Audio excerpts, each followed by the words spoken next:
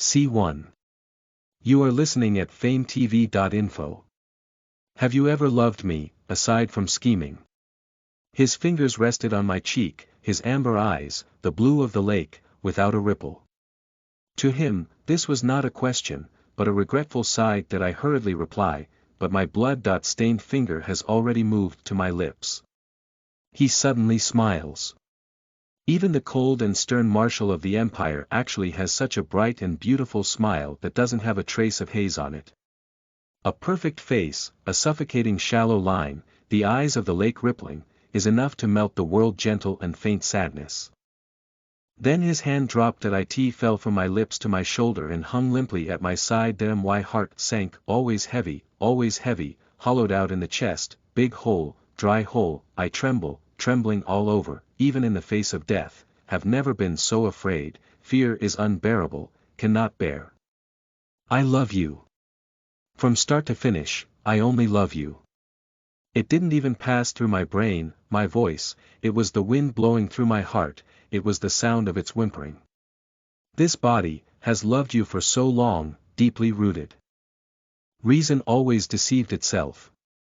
Bullying me, however, he could no longer hear the answer. Even in death, he didn't know that I loved him, but he was willing to be pushed into the abyss of destruction by a woman who didn't love him. Why isn't it any worse? Why do you have to be so thorough? Why didn't you kill me? Why did you still smile at me at the last moment? You didn't even give me a chance to answer. You left so quickly and decisively. Yi Xian finally came over. He held on to my shoulder and said in a low voice, Yun Yan, this place is about to explode. We need to leave this place as soon as possible. Yi Xian's voice seemed to come from an extremely far distance. I couldn't hear it, but I felt as if my ears were buzzing. His hands were still tightly holding onto the southern fox, as well as my last breath, the last breath of despair. Yun Yan. He can't take two people with him at the same time, he has to get back to a safe zone before the explosion. That I still wouldn't let go, but Nightai's hands were so strong that he pushed my fingers away one by one, and there was the sound of bones breaking in his ears, but it didn't hurt, as if it had nothing to do with him. Yi Xian's face paled more and more. His eyes were filled with pain, as if the one who had broken his finger was him, not me. He finally managed to peel it away from me, but at the last moment, with what little strength I had left, I ripped the clothes from his chest. The buttons were scattered on the ground, and the shirt was stretched out. On the chest of the South Fox was a small tattoo, purple, alfalfa pattern. Exquisite and profound. Make a wish.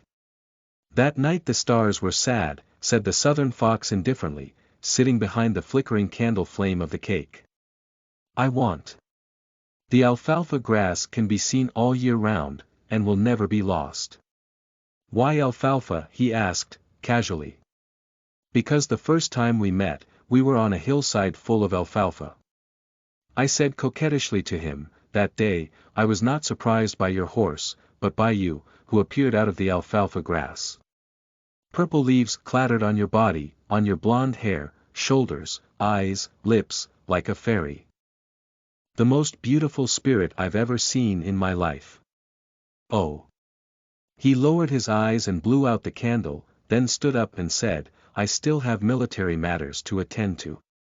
You can eat the cake. At that time, I was depressed, right?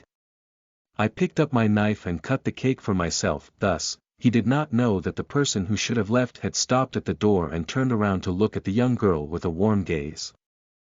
It wasn't the horses, it wasn't you, it was me, Cloud Flame, who was frightened in the alfalfa rain. That I was startled and frightened by you, the elf with the water bottle, his face turned up, his eyes shining, his smile bright. Alfalfa. At this moment, in the midst of the chaos of the battle, in the midst of the blood, I suddenly remembered the conversation that I had forgotten, and I realized that he had fulfilled his wish for me. From then on, the alfalfa will never be defeated. In his heart that I burst into tears, and finally I laughed, and I burst into tears, and I laughed with all my blood and bones, and all of a sudden I had strength again, and I broke free of the night profound, and once again I embraced the South Fox, and quickly retreated towards the raging river. Yun Yen. Yi Xian wanted to jump over and hold me back, but he was torn apart by me with a scram. The word trembled on the spot even though it was only for a split second. It was enough. I reached the edge of the raging river and turned around to face the terrified Yi Xian. Yun Yen, don't leave me alone. The strong Yi Xian actually choked up and humbly prayed, come here, don't leave me behind. I looked at him in silence and fell back. The wind was light and the sky was blue, the most beautiful color in the world. The raging river surged, and the water quickly wrapped around me. Through the hazy water vapor, the scenery of the shore was vague and distant.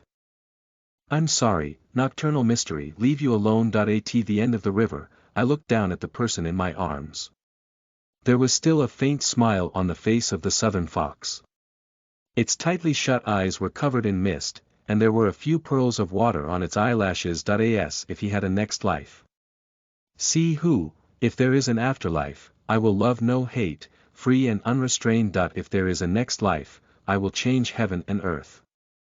Between people, there will be no more betrayal, no more suspicions, no more worries, no more injuries. If there is an afterlife, I am willing to pay all the debts of this life.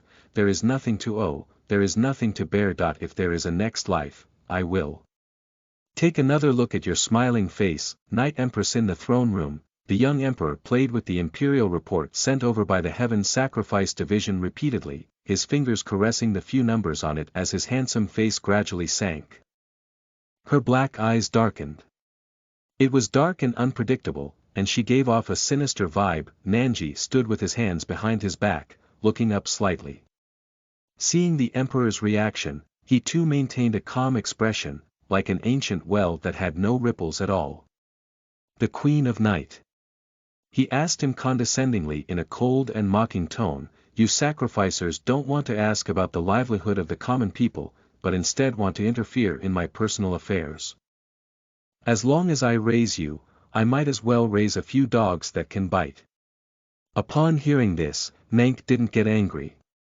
She looked elegant and refined, as if this matter had nothing to do with her. The emperor looked as if he was on fire, but he could only try his best to show off. The Heavenly Sacrifice Division of the Yi dynasty was above the royal power. Even the king of a country was not allowed to raise any objections to the conclusion of the Heaven's Sacrificial Division. It was obvious that Nan Zish was aware of his advantages. His indifference and calmness just showed his contempt or disregard for the authority of a king. The emperor suddenly felt powerless. He hated the sense and silence of Nan Xian, who seemed to be above the masses. One day, I will pull you into the mortal world. Look at your panic-stricken appearance. The emperor thought bitterly as he clenched his fingers and squeezed the report into a ball. Constellation instruction. If you wish to search for nighttime, you must head to the bustling place south of the river. That's right, Nank added slowly, ignoring the emperor's indignation. Where is the bustling Jiangnan? Is it not Lin Ping, the hometown of the South Emperor? The emperor suddenly gave a crafty smile as his fingers knocked on the imperial report. With a slight smile, he said, since that's the case, why don't I have my beloved daughter from the south help me find this legendary Night Empress? Nank lowered her eyes, but didn't say anything. The smile on the emperor's face grew wider as he stood up in an upright manner. Then I'll be waiting for my beloved one's good news.